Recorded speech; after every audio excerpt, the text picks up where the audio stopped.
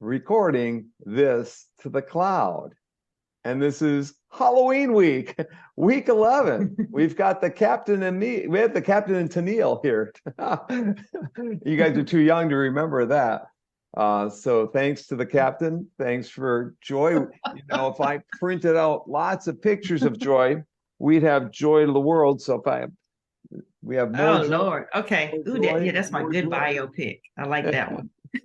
You like that one or don't like that one? I like that one. That's my good biopic. Okay. I was So hoping you didn't find the other ones. no, I tried. I just kept printing off this one, so I had more joy or joy more. That's right. That's right. So this is Halloween. This is, well, tomorrow's Halloween, but it's going to be cold tomorrow. Apparently, all those cold, nasty winds coming from Missouri that Joy experienced today. Yes. I think I first met you officially. I think we met before this, but we met in Bangkok, Thailand in December of 2006 on my birthday. Yes. So it was a wonderful birthday because we went out before my birthday, the night before, and celebrated at midnight. And then we went out the night of my birthday and celebrated all the rest of it. And I got to give the keynote, the conference on my birthday. So it was a Yep. memorable experience being with Joy in Bangkok. And we got a tour of the city and seeing a lot of temples and golden temples Hmm. and markets and all sorts of things. I recommend Thailand. I recommend Bangkok in particular. If you haven't gone, do put it on your bucket list, somewhere on the bucket list. So this afternoon, I've been looking at Joy's CV and I've been astounded by all the people that she's worked with, published with, presented with. It's a who's who when you look at her CV. It's Barbara Lockey, I think she presented with. Andrew Tawfik might have been an advisee. David Jonathan, who's passed away, she did a book with and worked with at the University of Missouri, probably the leading figure of the last quarter century especially in terms of computers as cognitive tools and constructivistic activities, problem solving with technology. But not only that, she's worked with countless others, and I was just circling all of them and just Robert Branch from the University of Georgia. Well, of course, she got her degree at the University of Georgia. Go Her dogs. graduate doctoral degree, her master's and her undergrad at North Carolina State University. Uh, Wolfpack. you have Rita Ritchie listed in here somewhere. Amy Yep. Bradshaw, who we're going to read from in a couple of weeks, you have listed in here. Rose Mara, who was David's wife, and also at the University of Missouri. Roberto Joseph, my former student, did a book with her that won an award. And you also look at this CV, you see all these awards for service, for publication, for mentoring or advising, best papers, and on and on and on. So we're in with a celebrity tonight because we get to hear a little bit about the article in question that we're going to read for this class. And I just printed out an extra copy in here, looking at distance learning, looking at e-learning, looking at online learning and how those things are different. But before we do that, I think, Joy, and before we discuss your article, we should talk about your career a little bit, and especially your most recent move within that career, uh, going up to the top of AECT and taking on a leadership role. And Sure. so, I've got about 6 things that I've circled in here. And also we get to HPT and HRD during the next couple of weeks. And given that your dissertation was the implementation of an electronic performance support system for teachers and examination of usage, performance, and systems, and your interest in performance support systems, which will be talked about in the articles for weeks 12 and 13, I thought we'd start there and work our way to other things. So if it's okay with you, I'd like to, you've got a background in computer programming, a background in the business field. And I think before you went to grad school, you worked doing programming and stuff like that. And if it's like me, you were bored to tears and wanted to get to grad school really fast. And so I'm just guessing that prompted, that good experience to have, but that incentivized you and motivated you to move into grad school. Do you want to talk a bit about that transition in your life from a programmer in a corporate setting to the University of Georgia Graduate School? Yeah, that's a good start, and thank you. And it's great to be able to come to you tonight and talk to each of you. But yes, I did start off in computer science at North Carolina State. And back then, and I still think they do it now, which I think is the wrong way to teach, is that they have weed out courses. So they're not trying to keep people, they're just trying to get rid of people to get their numbers down. So when you think about that, they're not really paying attention to pedagogy and how to really teach and how to help people learn. But, I stuck in there because I said, they're not going to defeat me. So I finished with my computer science, and I started working for different consulting firms. I worked for IBM a little bit. That's when IBM was really big. And I was in Research Triangle Park, which is in the Raleigh, Durham, Chapel Hill area of North Carolina. So it was like little Silicon Valley. It was just really big with different technology companies. But like Dr. Bonk was saying, I got bored really fast because what they had me doing was a lot of functional verification testing, if that makes sense. So somebody would design it, they would program it, and I would try to break it or just make sure that it worked based on how they designed it. Now, you hear me? How they designed it, not even trying to understand how people use it, okay, in the context of when and where they use it. So, I wanted to go get some more background. I went and got an information systems degree, which really helped me understand processes and how information flows. And then after that, I taught a little bit at Shaw University. Really loved it. Didn't think I was going to love teaching in higher ed. That was not part of my plan. But I love teaching at Shaw University, which is a historically Black college. And I was there for about 2 years, and I was like, you know what, for me, really to add value to the things that I'm doing, because I was talking about technology gets outdated really fast. I felt like I needed to get more understanding, grounding in the theories and the fundamental ways that you design things and how people learn. So that's what attracted me to, at the time, was called instructional technology at the University of Georgia. So that really helped catapult me to what I really wanted to do, understanding how people use technology, what's confusing about it when you interact with the different technology. So that's why when I was working on my dissertation, working with teachers about how they do their different activities and what kind of tools do they need to really support what they're doing versus they having to fit in the things they do to the system. A lot of times we do that. Think about it. We learn bad processes. We'll learn bad things even in Microsoft Word, but get mad when they send us an update, even though it's better, it's because we've learned it, right? So it's really trying to help people to not even focus on the interface, but just be able to do the task. And so in a nutshell, that's kind of how I got to where I am as it relates to doing usability, interaction design, performance support systems, really looking at the activity, the task, the performance, and understanding how to design the tool around that. Hopefully that's a good overview. Great, because next week, it leads us to next week, which I'll introduce at the end.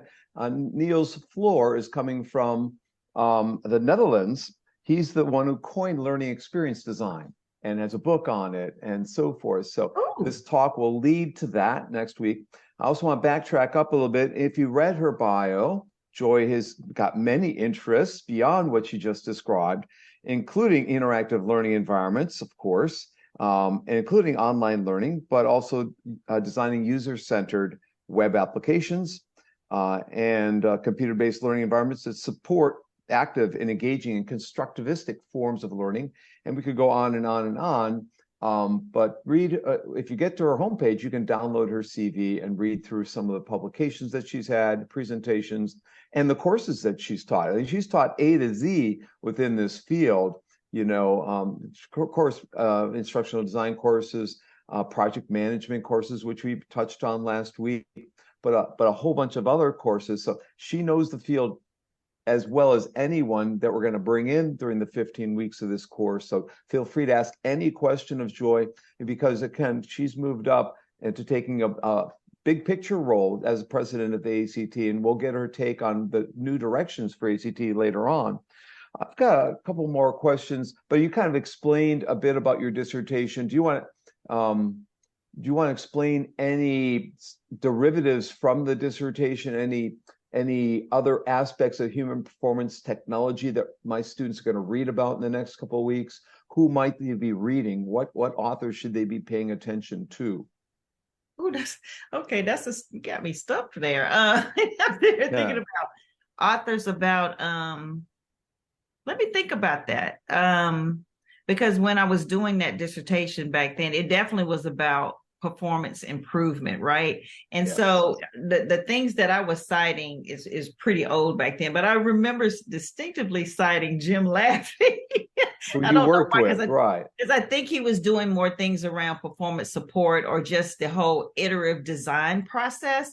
And you can find lots of articles related to that. I think a lot of people go back, and I don't know his first name, but I remember Gould. He's one of the people that talks about the rapid prototyping of things as you learn about how people are using different tools. So I would look up rapid prototyping. I would look up iterative design, and there's just so many people who talk about it. I can't think of one right off the top of my head. But if you look, I do a lot of things related to Nielsen. He has heuristics about how you design certain things, especially, I mean, it goes back to websites, but it can refer to anything. And when you look at Nielsen, I also used to cite a lot of things from Tom Reeves as it related to how you evaluate different technology. So when you learn how to evaluate things, understanding the criteria, it helps you to understand how to design them. So that's why I'm thinking about those people off the top of my head. Right. And Tom was there's a recording for R622 on authentic learning that Tom was a guest last year in this class and last year in all my classes. He had back surgery a week or two ago, so he can't be a guest this semester, but he's done 3 books with me. We also get to competencies and skills in weeks 14 and 15. And last week at the Online Learning Consortium conference, I was asking vendors, what kind of skills are you looking for? And my students in R622 might be interested in this. Their number one answer, what they said to me is, we don't care about technology skills. We can teach that. What we want are other skills like collaboration, like communication, like interaction, project management, again, has come up in this class several times, and design skills, of course. Design, communication are probably the first 2 things mentioned. But collaboration is something that you've been good at, Joi. You want to give us either some of your tips about how you form all these collaborations with other people and publish with them, or tips for my students on how they might become better collaborators with others? No, I think that's an excellent point. And when you look at my collaborators, it's because we had a common passion. I think you can't fake it. I think when you try to get on a project just because you need a pub, people smell it, and then you're just not as engaged. So really try to connect people who have common interest and really contribute to, well, if you look at it from this lens and I look at it from the other lens, we can really come together and have probably several publications that are looking at a common problem, but looking at it from different contexts. So I think you have to seek people who are interested in the same common themes. And when we start talking about this article, that's where it came from, because I was just working with people who had, well, let's just talk about this, right? So I think that's the biggest thing about why I've collaborated with different people, is because we had a common problem of trying to understand processes in different contexts, in different disciplines, different situations, those type of things. You've had a wide range of jobs. You've taken on roles where I might have said no. No, I know I would have said no. Did you hear that whisper? I should have. So, you've got good experiences to draw upon in the new role that you have. But I want to ask about a couple of the previous roles and just have you describe what you did in these roles so my students might learn what those particular jobs entail. And 2 of them I picked out in looking at this. One was the College of Education Associate Dean for Engagement and Outreach. If you could tell them a bit about what you did in that role. And the second one is going way back to 2006 to 13, digital media zone manager. What's a digital media zone manager? What did you do? So why don't you start with that one and then talk a bit about associate dean. Then I might pick something in between on your CV. Okay, great. So the digital zone manager, this was before, our program has been online for a long time. And so we were probably one of the first programs at the University of Missouri to offer online programs. And what we had was a collection of courses that were about technology, like learning how to do web design, learning how to use authorware. You remember Flash? I know I'm aging myself. Okay. Photoshop. So it was all these technology skills courses that we were trying to help students to pick up as they were prototyping. And what we needed was some students who had good experience in those different technologies, or somebody who was a programmer, because computer science kind of person. And so what I did was we had a zone. It was online and face-to-face, where students who were taking those courses could call in, get help trying to understand how to use those different tools, actually helping them understand how to approach, how to do their projects. So we had other students who were technically mentors helping the students in those courses, and I was managing them. So it was kind of like a mentoring process where, they were mentoring others as well. Before you go to the college associate dean, there's another job that you had I was curious about, and that is the design technology integration learning environment tile project. Because the University of Illinois had a tile project that competed with the Indiana's Mosaic active learning project, and we had the Mosaic project head come in a few weeks ago, and I mentioned tile, but I think this is a different tile acronym. What did that technology integration learning environments, a set of e-learning modules for teachers to implement in courses. Can you describe what that was all about? Oh my God. I mean, you really brushing off the dust on some things. Who can I collaborate with that? Whose name is on that? It's yours. It's just mine, but I do believe it was, as I recall, it was an online platform where we had resources for teachers to help them with their curriculum development and integrating technology. And of course, what we learned really quickly is we were trying to create this environment where we started off with a set of resources, and then we wanted to create incentives for people to keep adding to it, so that it's kind of like a library of resources. So that's what it was. Okay. So you've also been director of graduate studies. I mean, you didn't say no. You've also been user experience and usability certificate coordinator, which is important today and still are. And what's the enrollment like in the certificate, and how has that changed over time? What are the requirements for that kind of certificate? Yeah, excellent question. And so I'd have to go back and look at our numbers. I know it's probably less than 50 students that we have in the certificate. Hey, 50 is big. Hey. Yeah. And I do get inquiries a lot, because when you see though that term is very marketable, right? And what happens too is that our students who are currently working in our master's program can just add on those courses and get the certificate at the same time as they're working on their master's or their specialist or even their PhD. So that certificate is definitely providing the competencies and skill sets for you to understand the fundamental things to do as you're designing and evaluating tools that support some type of performance, whether it's for learning, whether it's for just completing a task, searching for a book. How do you design that tool appropriately? How do you do it in a team? How do you manage the project? So that's what that certificate is. It's about 4 courses, and one of those courses is actually an internship in our information experience lab. Which ones do you teach in that certificate? I teach the interaction design course. Yep. There are other jobs listed. I mean, it's amazing what you've all done since you arrived at Missouri, and you've stayed. Not many people stay for that long. I know.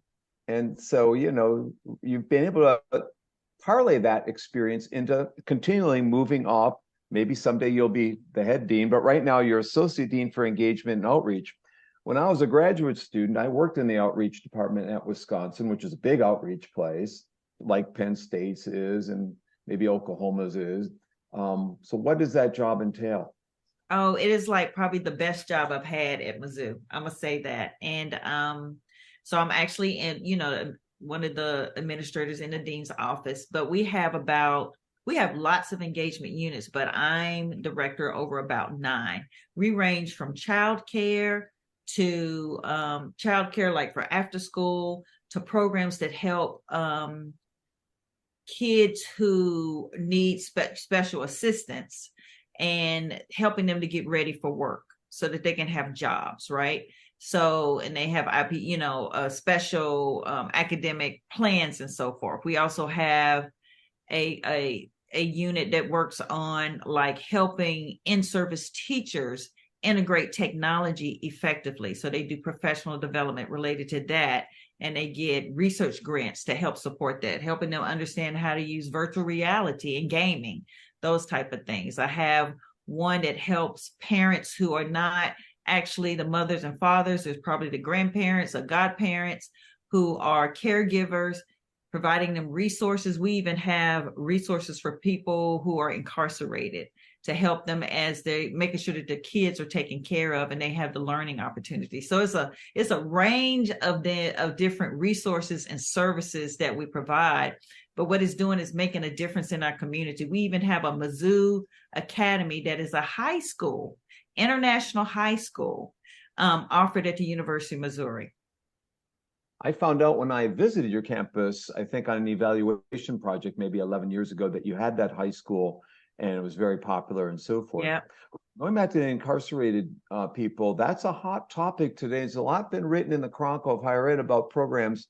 And for many people, they don't have access to any online learning or any technology at all. And it might vary by state. Tom Reeves works with women in the state of Oklahoma, and towards the end of their programming, he's been, very successful in some of the things that he's done with them. Do you want to describe that further? Have you been involved directly in any research on that, or no research? No research at this point. It's more about giving them the resources as they are incarcerated to make sure their kids are taken care of, and we haven't gotten to the point where we're providing any learning opportunities. It's more a benefit to their kids than the parent at this point. That's the first stage, and we just started getting into that.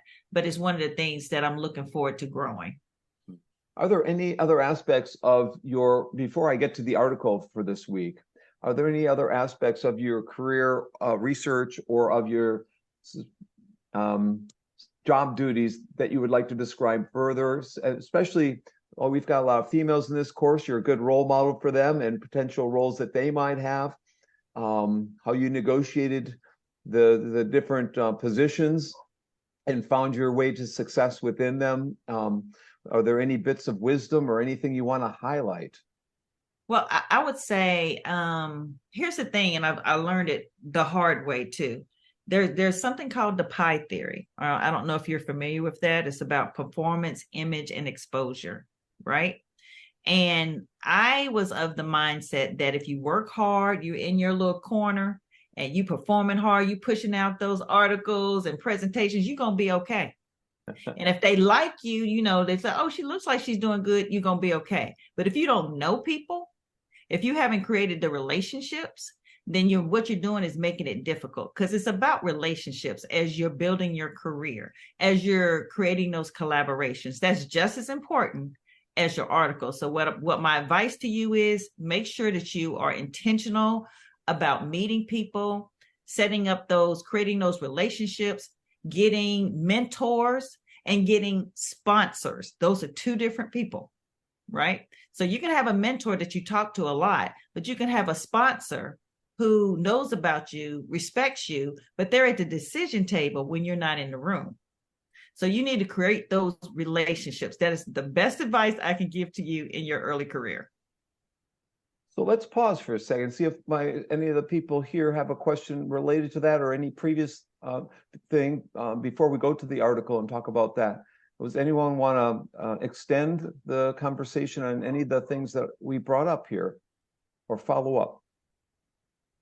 Yeah, Dr. Moore, I was just wondering, would you be able to kind of give us examples of what you were talking about when you said sponsors? What does that look like? Yeah, absolutely. So, like if you're going in higher ed, academia, you're going to go through, most of us go through a promotion and tenure process. And there are people on that committee at probably 6 or 7 different levels who are going to make a decision about you based on an application, or even more based on because they know you. And they can say something positive about you that maybe you didn't explain well or is not showing up in that paperwork.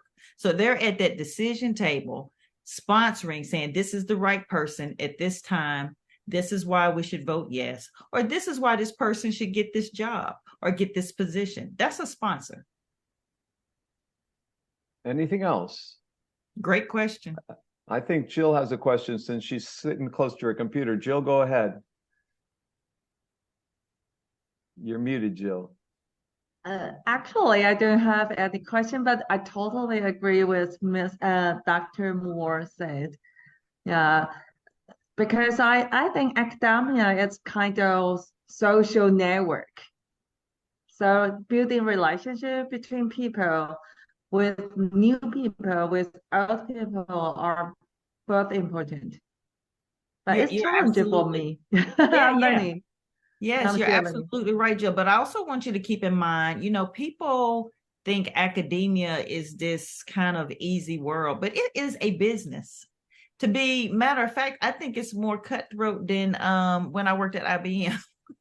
I'm just going to go ahead and say that, because even when you're in the industry, you need to create those relationships so that they understand who you are. You need a sponsor in any environment when you're trying to step up into different positions.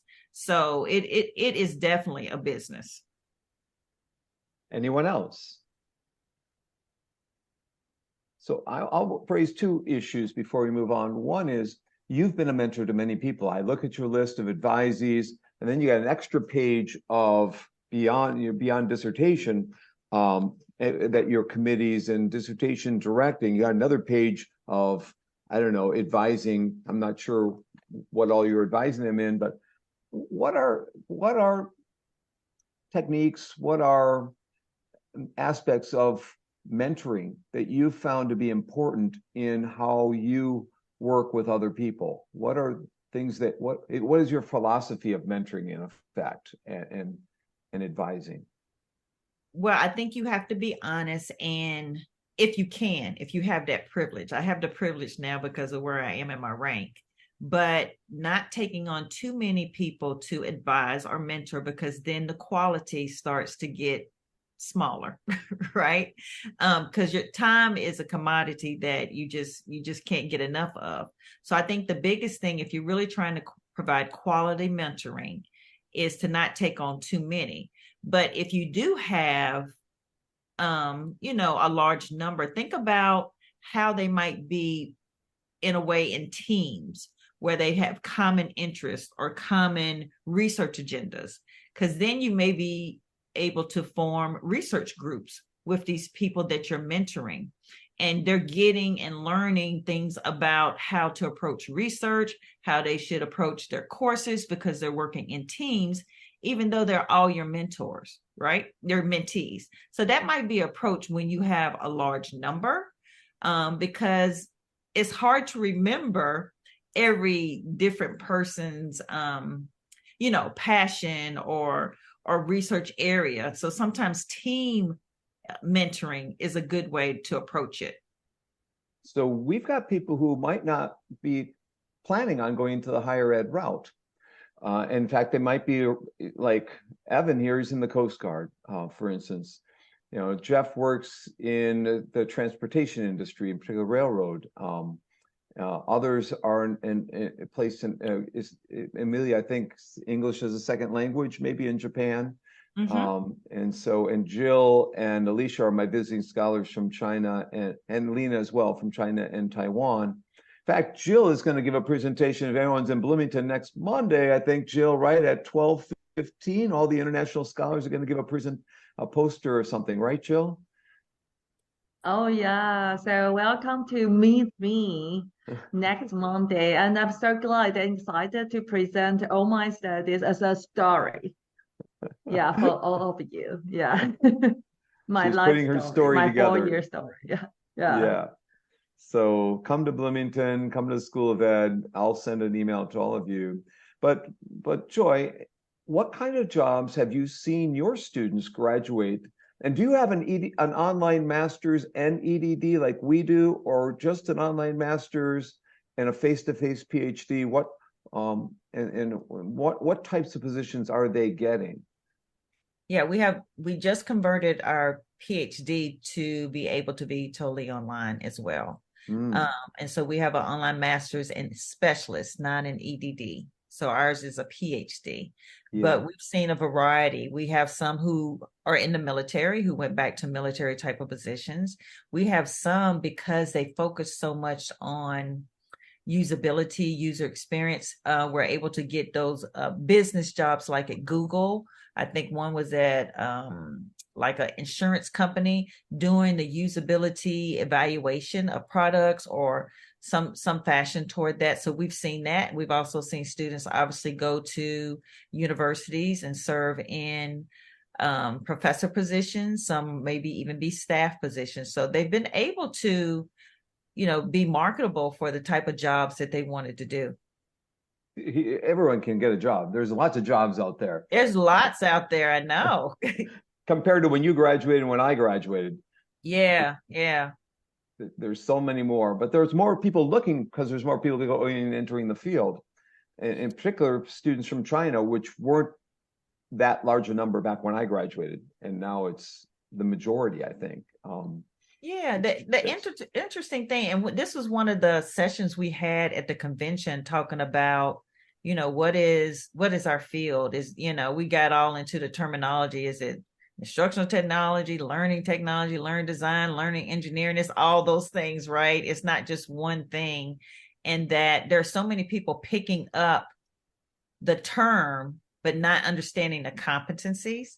There are people who are actually in industries and so forth, attempting to do the things that we are teaching you to do in our coursework, and people quickly finding out that they might not have the fundamentals, which I think, helps to understand why our courses are so important. And that's not to say that the practical experience you get is not important, because it really is, but you got to understand why. You got to understand the why. So there's plenty of positions out there now that when the pandemic happened, people understood, like, we really need to pay attention to how we learn with different tools at a distance. Which means like courses like 511, the intro course, if you've not had it, we were actually cycling out, and we're looking at eliminating it. And I revamped it, and I think it's got more solid grounding in theory. Like you said earlier, you have to be theoretically grounded and know what the research says, know what people have done, know who they are, so you can seek them out. What's 511? What's the topic? Instructional Technology Foundations. We use Bob Reeser's book, Reeser and Dempsey, and Ali Carr's and other things. And now Rick West's free books. There's 3 of them. Oh, cool. Yeah, I can send you the syllabus. This is 622. Yeah. This is 622, Learning Environment Design.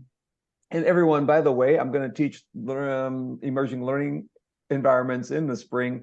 15 slots, and already 15 we had 10. I increased to 50. Looks like I have to increase it to 20 or have 2 sections. Before I go to this article, and I'll transition to my other Halloween hat here, let's see if there's any questions. Anyone else have a question before we move on? Amelia, you're coming from Japan here late at night, or early morning. There was one in the Jamboard, so I'll let that person ask it, but I was thinking the same thing. Why did you accept the role, and what you hope to bring to it? So I don't know whose question that was.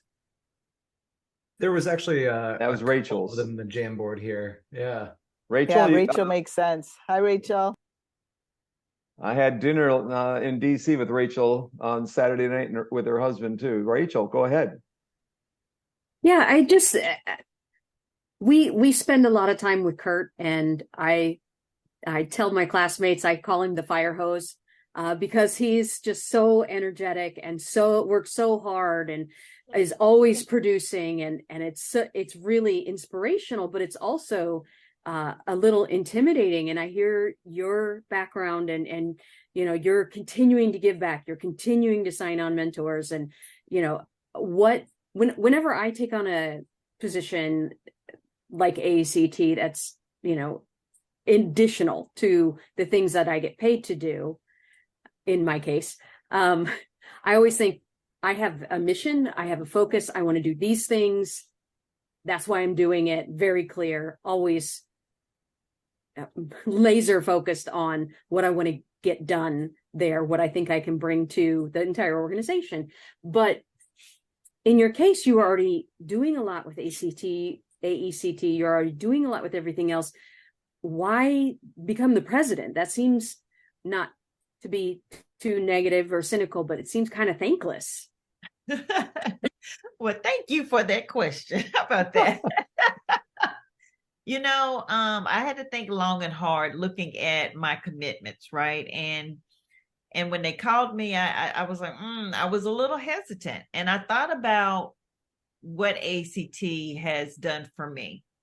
And I started as a graduate student, and I think it might have been 1 year I was not active, but other than that, I've been active the whole time. And it has created so many opportunities when we talk about those collaborations. Absolutely. Understanding some fundamentals when I was very early in my career, absolutely. Helping me to present better. Because back when we were starting in the convention, when I first started going, we were actually giving feedback to presenters on the spot, paper-based. And I'm trying to figure out how to do that. So I'm just thinking about how it helped me to get better at what I was doing. And I want to give that back to the generation that's coming through now, because I really believe that our field is still not visible. And one of my goals when I did my speech was just to make sure people understood what AECT is and how we make a difference in this discipline we call whatever, learning design, learning technologies, learning engineering, because people really don't know what it is. And so my goal is to help us bring us to the light, and so that people can seek us as the experts of understanding how you design instruction in different environments with different technology, because we understand how to do that. So I'm glad we talked about, it's not about when they were saying what they were looking for in skill sets. It's not about the technology, because once you learn one, you can really pick up how to do the others. They're very similar because they have the same type of processes in a way. Just the interface might be a little different, but understanding the why is still more important, because if you don't understand that, you're going to have bad instruction. If you don't understand what the needs are, if you don't understand how to evaluate it on the spot quickly, you're going to lose money. So again, people need to understand what we do, and I'm just trying to raise that spotlight. So that was important to me. And Rachel works for an accreditation agency, right, Rachel? That's right. So I'm affiliated with English as a second language or English as a foreign language or whatever. That's where my original training was and where I came from. And then I got to go on a national level, or actually international level, and work at one of the two accreditors for English language programs around the world. And so I really love ESL and international, and this is just part of it. Mm-hmm. Excellent. On Friday, Jill and Lean will be with me up in Indianapolis for a talk at the Indiana Foreign Language Teachers Association. If anyone's up in Indianapolis here, want to join us for dinner, we'll be at the garage at 4 o'clock. We'll probably be there a little before then on Mass Ave. So anyone who lives in Indianapolis, let me know. Any other questions at this point before I go to the article? Anyone want to raise or any more questions in the Jamboard, Bo? Yeah, this is Ed Lewis. I put a question on a Jamboard. Now, I know, Dr. Moore, you mentioned you work for IBM. I currently work for Dell. So I get to meet up with a bunch of my buddies who work at IBM. We talk about corporate learning. Mm-hmm. And then I spent 20 some years in the military, so kind of the military learning to see how they've developed over the years to train, young people to get to the level that they supposedly want. And I found that, once I get to a certain level, it just stops. It just becomes information. And how you learn it is up to you. So that's why my question here is, how important was UX, UI design in educational technology?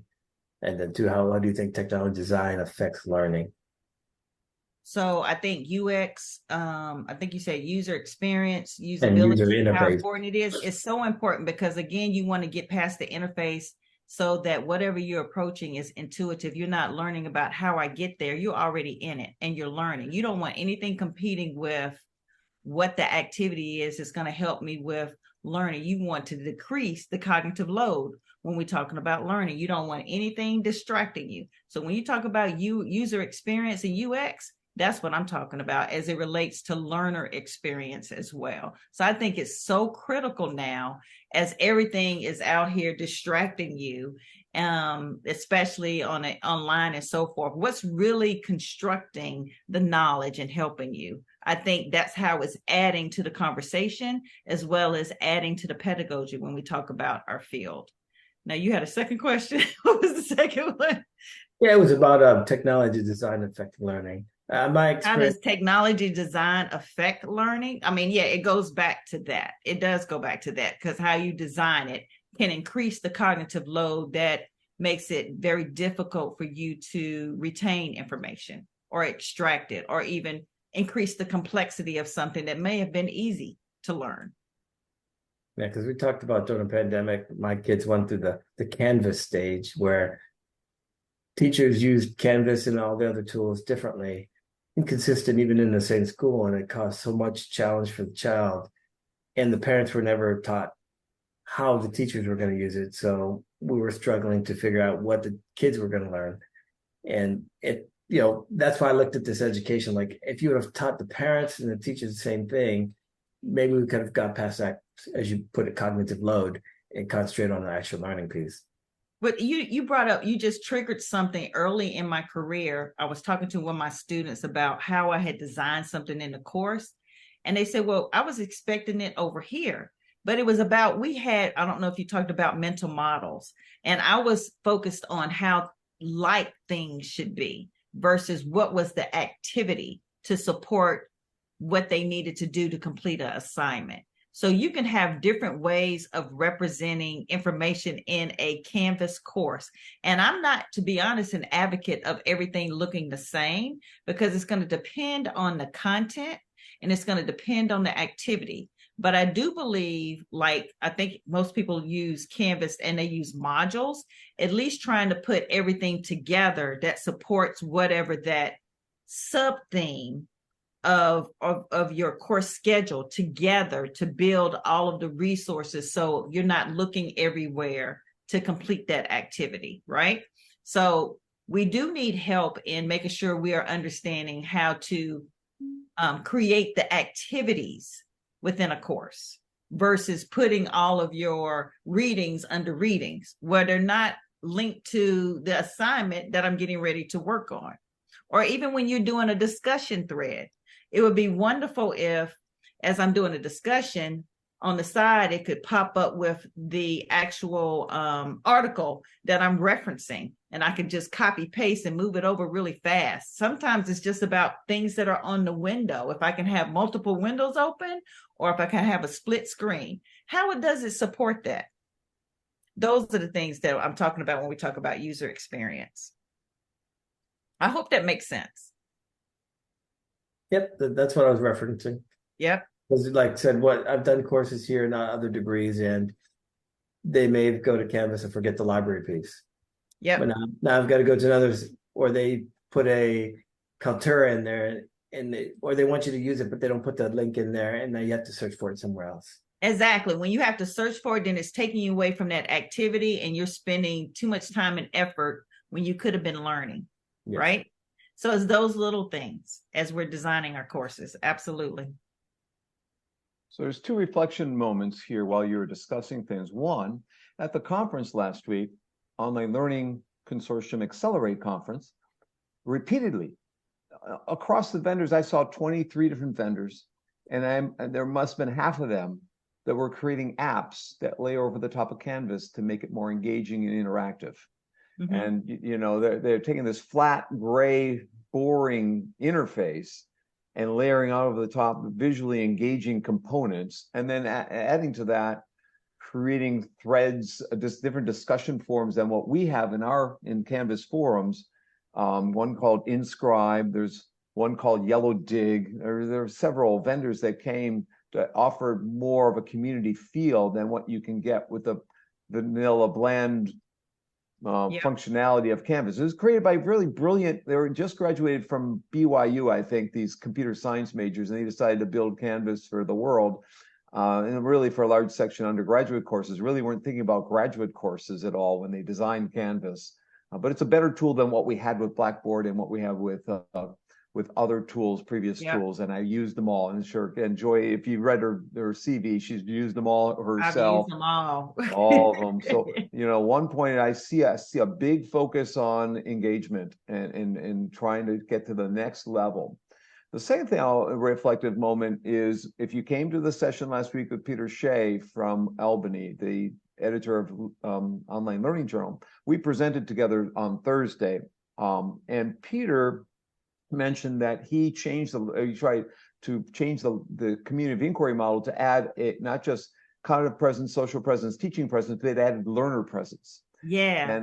And so that the learner component, if you look at the field, the corporate training, which Edward mentioned, Elliot Mazie had conferences. They would have all these conferences about training. There was training, blah, blah, blah, in Atlanta every year I went to. And then there was one, Telecom East, Telecom West. They're in DC and LA. Is all about corporate training. Well, Mazie and other people in the corporate world changed it to, instead of training, learning. They created conferences called Learning. The focus has changed within the corporate field, within the government field, within the Coast Guard, where Evan works. They've all shifted the mindset, even user experience design. Next week, we have the inventor of learning experience design. So the shift has come on. Instead of talking about, I majored in instructional technology, or educational tech, now it's learning design and technology. That's right. Or learning engineering. So the focus is much more on the learner than it was. It's not totally on the learner, but it's much more emphasized than it was 30 years ago, 20 years ago. Even 15, but in the last 10, 15 years, thanks to David Jonasson, who Joy worked with, and people like David, much more of a constructivistic or social constructivistic mindset or philosophy is pervasive. And so I'll point that out. Joy, do you want to comment on either of those two things I raised? No, you're absolutely right. I mean, one being that there's a shift to the learning aspect of it, really understanding what you need to do in these to support, really understanding the content, really understanding what the activities are, because you can have subject matter experts, but they can't really distill the information and present it in a way that makes it where you can digest it. Right. And that's what we do when we're talking about learning design. How can I make this so intuitive? So you're like, aha moments are happening versus like clueless moments. So the learning part is right. So I have two sections left to address, and that is the article and your current job, which you've mentioned a bit about already. Does anyone have one final question before we move to shift into that? I'll focus on the article. Go ahead, Bill.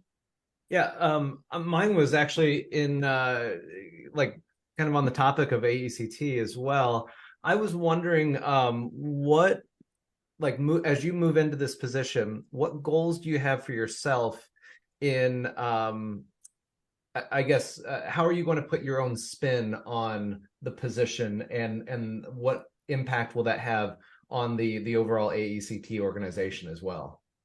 Now, that's an excellent question. Timing is important. As we're transitioning, I call it a transition period because we are within our 100th year, but we've also had a lot of staff changes, which means we have structural changes, which means we need to understand the infrastructure. So I feel like me and maybe the past two presidents are just looking at the fundamental things about how we operate, trying to streamline it, and then looking at member engagement to make sure that we can retain and attract members. What are the things that we need to do? What are the kind of activities that we need that will help our members want to keep coming back to AECT? What are those experiences that they like? Because I feel what I can easily see is that we have a heavy focus on our students, which is excellent, and early career. But once you get past that, it's kind of like, what do you do with that person's kind of mid-career? What are they doing? And keeping them being able to grow and maybe elevate to leadership positions. So that's one of the things that I'm looking at, as well as bringing in more practitioners from different industries, from the military, from the healthcare, making sure they're a part of our conversations, because we can't operate in a bubble and not understand the context. So that experience is valuable to help with us being better at what we do. That's a great response. I'll have to say this, like I had not heard of the organization until I joined the program here at Indiana, and Dr. Bonk and multiple of the other professors, they've been huge advocates to us as students to go out and join this and be active in it. And but that's interesting though, just thinking about once you get beyond the school setting, how do you continue to engage them? I really like that. Mm-hmm. Yeah. And I'm telling you, the graduate student assembly is outstanding. They have great leadership. They have great ideas. They had some really good sessions. Like, I want to sit in on that session, right? I was like, they have opportunities to sit with the editors. They had someone from National Science Foundation. They had somebody from the government come to speak to them, looking at opportunities outside of academia, because everybody is not going in academia, but then also talking to people in academia. So it was a variety of topics that they had access to. That's well, awesome. Joy, back when you were still a graduate student, I think I pretended to be a graduate student. In 1994, I met Robert Gagne at a graduate student only session, and I got to ask him whether he believed in social constructivism or not, because he had changed from being a behaviorist to a cognitivist to thinking about constructivism. And he came in on a wheelchair at the time. So yeah. So Joy also mentioned that AECT is undergoing changes. Their headquarters were in Bloomington. I've got a picture of them in my calendar I made for next year. They are no longer in Bloomington. Apparently no one's working. They're all remote people, and don't even need the building here in downtown Bloomington. So so you won't be coming to visit us because there's nobody to visit, Joy. I was hoping you would come visit. We want to save those costs so we can put it back on the membership. Right? Exactly. So I'll go to I'm going to ask about AECT before I ask about the article, since Bo led us that way. Are there initiatives that you've already implemented or about to implement that you want to announce to all the people here? We all like to hear breaking news. Are there things that you would like to, especially those things that might impact young people in the field, or anything on your agenda your to-do list at the top of the to-do list for AECT, given you just took over from David Wiley as the president as of a week and a half ago? I know. And then he pulls back the cover and I'm saying like, oh, I got to do this stuff over here. You can come in with lofty goals and then you get the reality. Again, I think it goes back to what I was saying, is really focusing on member engagement. I'm bringing back the membership committee.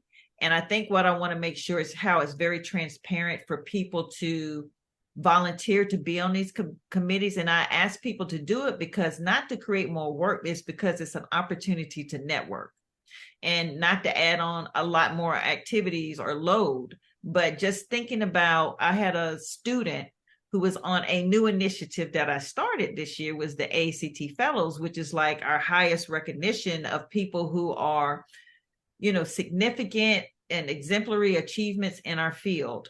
And he was on the selection committee. By being on the selection committee, he learned so much about how we think, so that he says now he is prepared to go seek a position because he understands the kind of questions we're going to ask. So I'm just trying to create more opportunities for people to be in those spots so they can learn from others about things that they didn't even know about, if that makes sense. So it's a one-year term as president. You get, I think you have 3 terms for past president, after you are, and what do they call it before you become president? President-elect, president, Elect. past Yeah. president. Yeah. Yeah. So in 1 year, if you look back at the year as president, what would you hope to be reflecting on having accomplished?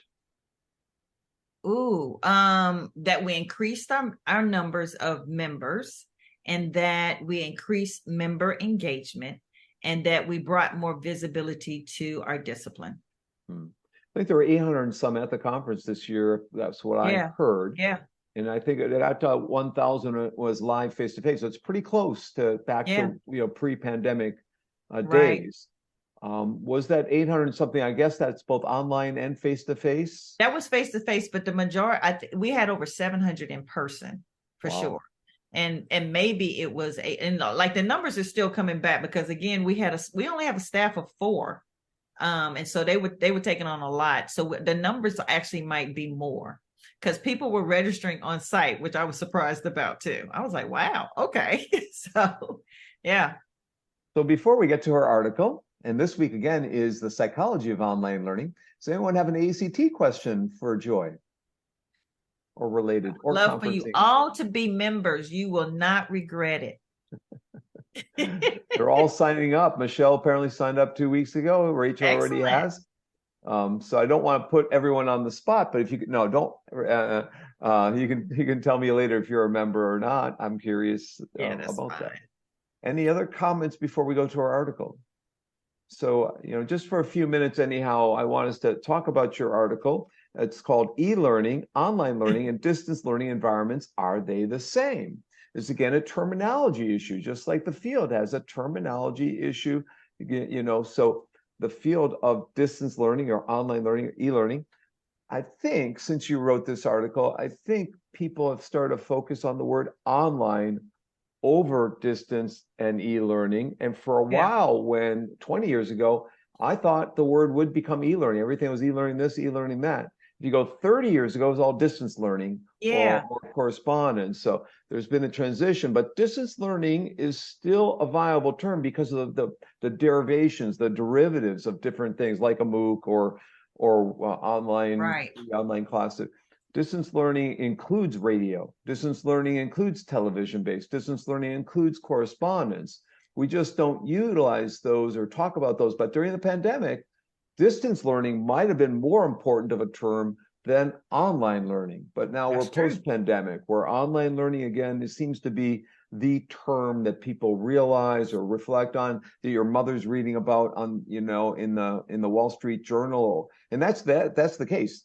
30 years ago, your mother and your grandparents and your brothers and sisters weren't reading it in the Wall Street Journal, in the Washington Post, in the Indianapolis Star. Today they are. It's front and center news. It's bright and shiny, and everyone's taking a certificate, and they understand what it's like to get a certificate, or they're getting an additional degree, possibly in taking a master's online. So you want to talk about those terms and how you differentiated them a bit before the students read your article. Oh, okay. Well, yeah, but I'm going to start back too. This started from a research group with students where we had a common passion, just really trying to understand how to design our courses and our instructions and making sure that they're intuitive and that people can find information and so forth. That's really where it started from. We were meeting every week. And we said, let's just start doing literature reviews. And as we were doing literature reviews, we couldn't find articles that use the same terms. Kid you not. And then we was like, well, what do they mean by online? Well, what do they mean by distance? And sometimes people would use the terms interchangeably in the same article. And we didn't even understand the context, because somebody can call something online learning, but I wouldn't say it is that, because it didn't have the characteristics that I'm accustomed to. And the funny thing is that we just talked about that and made a poster presentation. I came up with the idea, well, let's ask the people when we're there and do a little survey and see if we can get feedback. That was the best decision I ever made, because you have a captive audience coming by and you're collecting data. I was like, duh. Right? And so we just wrote about that experience. Never would I have imagined this article would become like one of the most cited articles. And I think during the pandemic, it just blew up. Right? But when I look at it, to be honest, And I was trying to find articles now that use the term. They're still very different. Because when I think of online learning, I'm thinking from my academic hat about a course. But when you look at corporate America, they don't call that online learning all the time. They might call that e-learning, and I wouldn't call it e-learning. When I'm thinking about online learning, I'm thinking about you using a learning management system. It could be synchronous or asynchronous. A person doesn't have to be in the class. It could be at a distance and so forth. And then when I'm thinking about e-learning, I'm almost thinking about different types of instruction that you can use from a CD, TV, YouTube, whatever. That's what I'm thinking. Self-paced, no instructor at all. That's what I think of e-learning. But I just went out there and looked, and people don't define it the same way.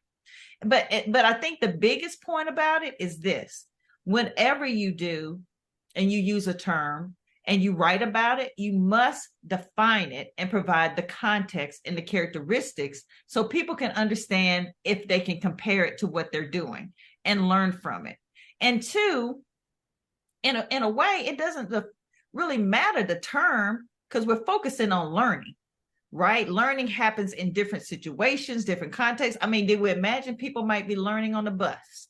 They might be learning on the plane with the materials, those type of things. Do we want to call that online learning? Okay, fine. But, but are they learning? How did you design that activity? So again, I don't want to get caught up in what's the right term. I want us to be intentional about defining the context of that activity so people can understand it and compare it. That is my point. That's a great point. And your previous one about poster sessions. You never know where a poster session can lead to. Anything can lead to a follow-up, part two. You could have part one be a poster, next year's a panel. So you want to say yes when you can, because you don't know where that yes is going to lead. Yes is not. It rarely is the ending point in academia. It's the starting point. But you don't want to say yes to too many things. That's where the balance comes. That's why the mentoring is important. That should I do this one or not? Might I delay them somehow? Can I get involved in a different role than what they've asked or requested of me? Yes. So it's next week's article. We're going to read from Joi, and that is Article 5 in week 12. But it's Article 1. And so if you look at that, Article 1 is the same thing. I had a poster at AECT with Maina Ju, and I looked at everyone's coming to our poster and look at the last slide. Here are 10 or 15 guidelines for self-directed learning. I said, they're all taking pictures of this slide. We can write that into a paper and get it published. Exactly. You just have to be mindful of where people are looking, what they're asking questions about, what they're interested in, and if we have a follow-up to the 15 guidelines, a 24-item checklist is about to be published. So there are things that you can, derivatives that can happen. If you find something that's piquing everyone's interest, there might be research, there might be an application article, there might be a summary across research articles. If you look at week 12, I'll bet you a lot of those articles started in the same kind of way. If you look at Article 6, Florence Martin, Vanessa Denon, Kurt Bonk, that's our introduction to ETR&D special issue. We turned around and said, okay, what can we do with this? Let's put an introduction on this special issue. And then let's get an ending, a closing. Let's get Tom Reeves, my good colleague, and Dr. Lin from SMU. Let's have them write a closing. So, we bookended it and made it like a book. So things don't have to be the way that the journal normally does things. Sometimes if you're taking the lead and becoming the editors, you can force them and ask them, hey, we're going to write an introduction. Can you make that open access? Because it's not the initially part of the specialty. They're selling this. The publishers are selling. But if you ask ahead of time, Tom Reeves did this brilliant closing, and Dr. Linlin, can that be open access? We got the publisher to agree that those two could be free to the world. You just got to ask. You just got to think ahead a little bit before you get, think about what your commitments are, where you're going, what your timelines are. Again, and a lot can happen from incidental things that happen at a conference, right? Absolutely. And what I tell my students all the time, especially in my design courses, because they're always focused on what is the final product, what is the right answer. I'm like, don't focus on that. I want you to focus on that process of how you're getting there. I want you to focus on those lessons and the things you're learning that can change depending on the situation and the context. That's what, especially if you're a doctoral student, it's about that process, because it's always going to be change. And then you need to be able to be grounded enough to have a conversation with someone who might disagree, because people are going to not always agree with what you've done. But if you're grounded in the understanding of the pedagogy and the theories and the principles, you're going to be fine, because we have different perspectives and you need to be grounded in that context and the perspective of it. So think about every opportunity when you present, when people give you feedback, good and bad, what can you learn from it and what can you do next? Other questions to wrap up for tonight? Anything else in the Jamboard, Bo?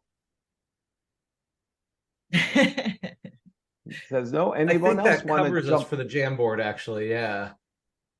Anyone else want to ask a question for this week? I'll put my pirate hat on and say I'm always a pirate. You've got plenty of that. You got to be a good pirate, you know? So any other comments for Joy? Spread more joy. That's right. There's always more joy in everything that you do. We haven't heard from many of you. Madison, Ty, Emmanuel, Yuhan, Matthew. They're the quiet group. It's the quiet group. You guys are quiet tonight. Jeff, you want to jump in here, Jeff? I'd just like to say, Dr. Moore, that I read a book about performance support, like maybe 2 years ago or whatever. And like Dr. Bonk said, I'm a learning and development manager in transportation for a commuter rail in Boston.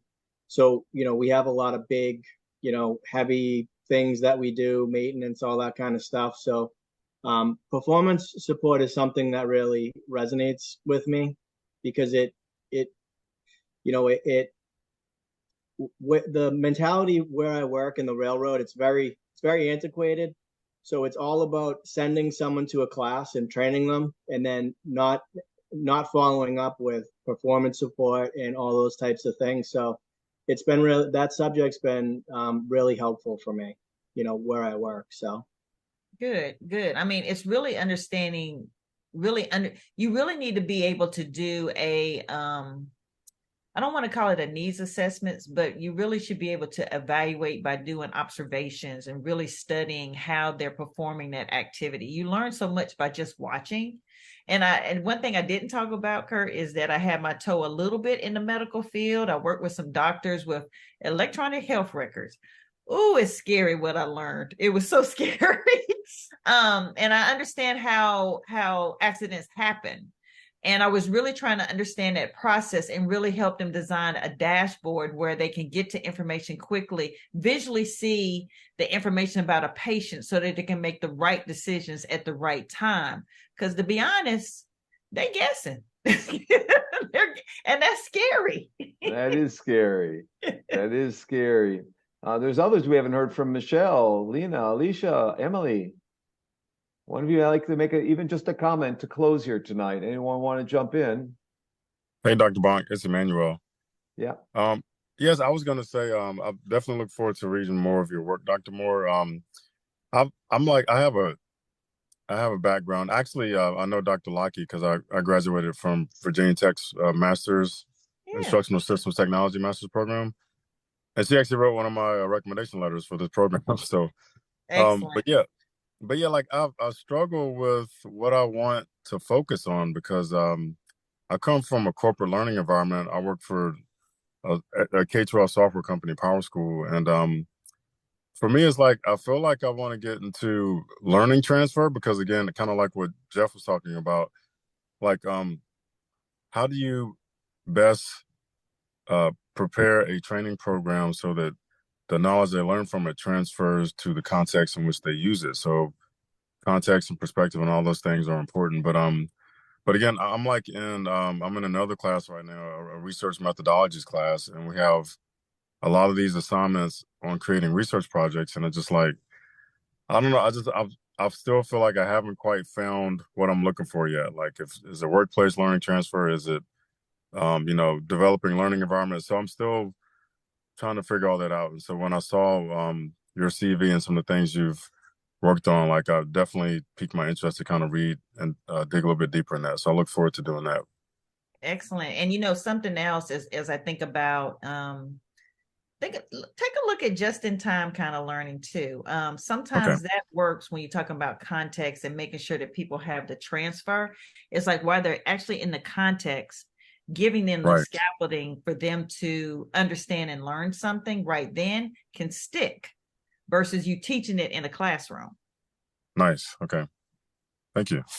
So it does seem we have a question from Michelle, and we have a comment from Alicia to close out tonight, and maybe from Emily. So Michelle, do you want to ask your question? I'll switch Halloween costumes. Oh, should I wait till you switch? Okay. Go ahead, Michelle. No problem. Oh Lord, he got on that mask. All right, I'm blocked. I can't look at you. Okay, no. I wear this when I grade papers. Oh, great. That's definitely scary. I feel so much better now. So I wasn't sure if my question or what you have me thinking about was really relevant to the whole group, but I'll ask anyway.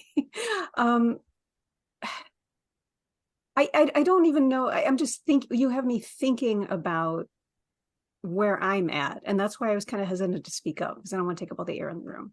I'm a little older. I've been in the field for 8 years at a lower level. I am in the master's program, obviously top level, and get a better job. My concerns are around ageism, around not really having mentors or, what was the other term that you used? Sponsors. I'm going in, I'm leaving a content domain. I'm on my own, and I'm concerned about ageism. I'm concerned about all these things, and I'm just looking for any advice, any thoughts, anybody else in this situation. If you can expand it out to help other people, that'd be great too. I think that's an excellent question. And we do have people who are changing careers. I see that a lot of people in my program as well. And I applaud them, because you know what? Waking up and saying, I want to pursue the things that make me happy, that I love getting up to do, and I'm passionate about. Sometimes people don't have a passion, but when you find that passion, I say stick to it. And I think when you're really good at it, people and you're authentic, people will be attracted to you, and you ain't got to worry about this stuff about ageism and fitting in. It's because you're true to yourself. And I'll be honest, yes, I have mentors who've helped me a lot too, and I am open. If you want to email me, you have my email address. You email me, we can talk about it. But what you're doing is opening up thoughts that I might need to create something in AECT for people who need this type of information and experience, right? And so I'd like to learn more so I can create that type of group.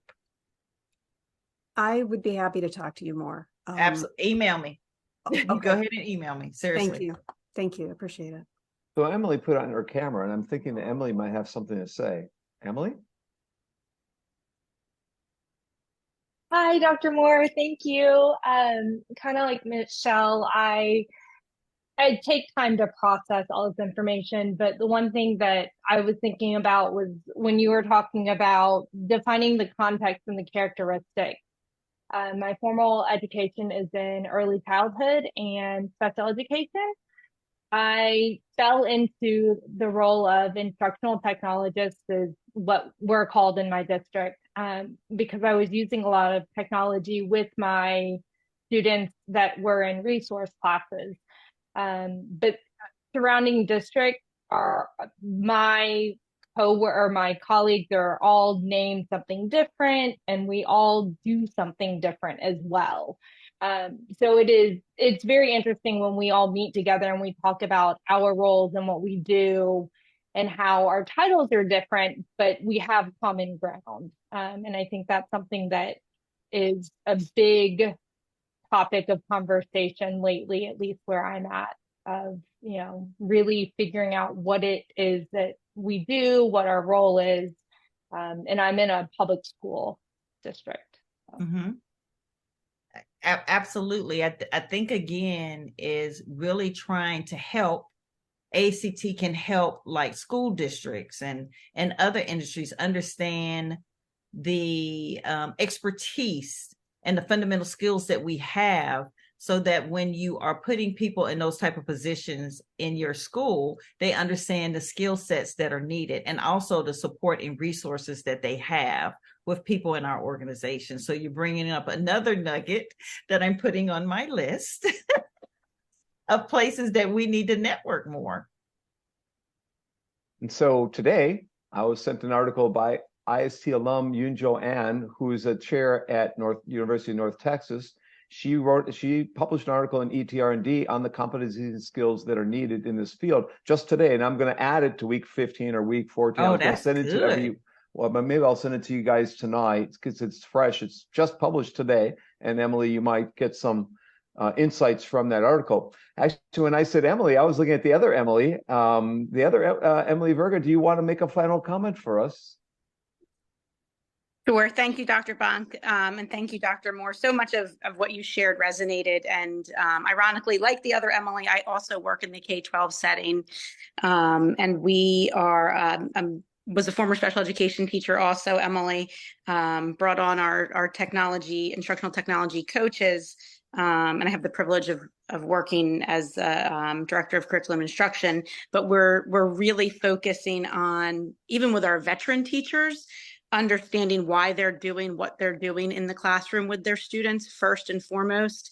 And Dr. Moore, you really got me thinking about where I think I may be headed. I've just started to narrow it down so I can relate to those of you who are trying to find that research focus.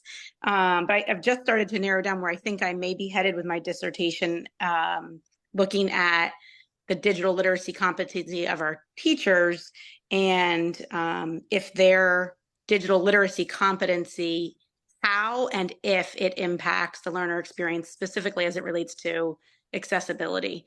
But just so much of what you shared resonated. I appreciate the advice and the discussion.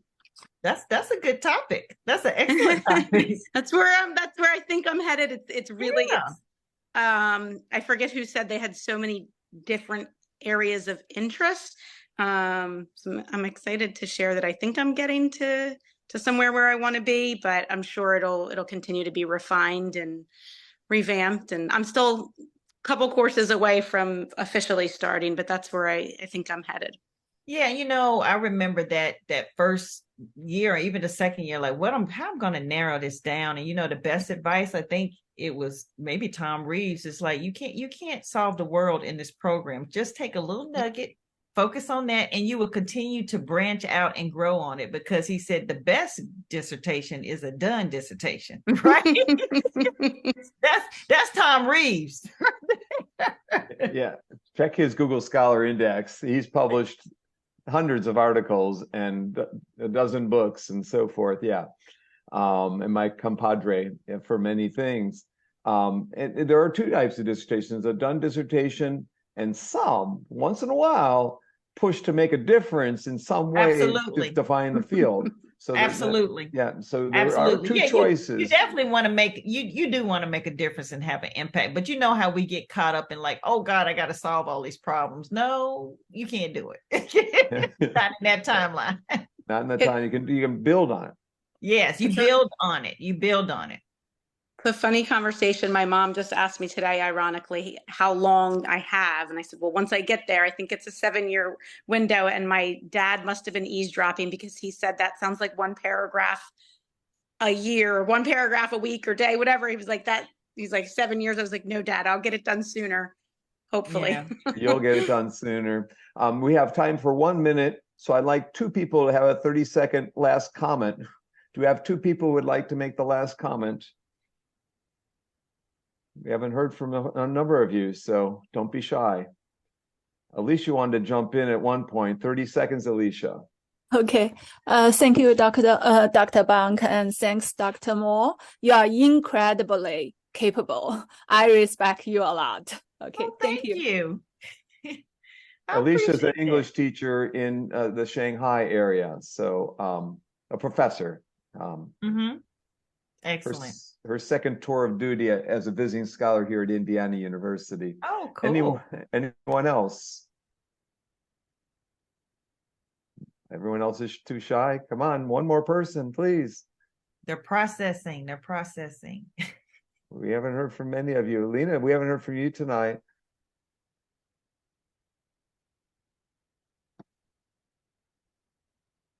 You're muted, Lena. I can't hear you, unfortunately.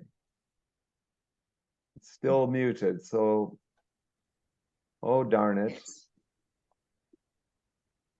Can you hear me now? Yep.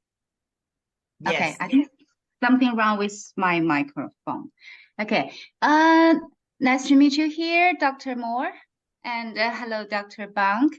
I think tonight, Dr. Bank's costume are as impressive as Dr. Moore's talk. And also for me, I think I really learned a lot. I'm still, digesting because I just arrived back home very late last night from New York to get my cat. But I gain a lot, especially about the e-learning and distance learning. I hope to explore more via your articles. Thank you, Dr. Moore. Yes, thank you. So Lena's another visiting scholar from China who missed her cat, so she had it flown over to New York and had to go pick him up. So I want to thank you for tonight. I want to thank everyone for coming. Great questions, excellent comments. If you would like to get in a little Halloween photo with Evan and Joy and I, and maybe we can get Rachel to put her mask back on, and anyone wants to. Oh, and Bo has his pet horse with him. So we'll get a picture with all. Okay, great. Any kind of look you want to give, we'll go on the count of 3. We'll take a snapshot here. 1, 2, 3. Okay, we'll try it again. 1, 2, 3. Great. Thank you, everyone. Have a good night. And I'll stick around here to talk to Emily Amelia after this, and Yuhan. See everybody. Bye, everybody. Enjoyed it. Thank you. We have 3 guests next week, Monday, Tuesday, and Wednesday. Thank you so much, Joy. All right. Talk to you later. Bye-bye. Bye-bye.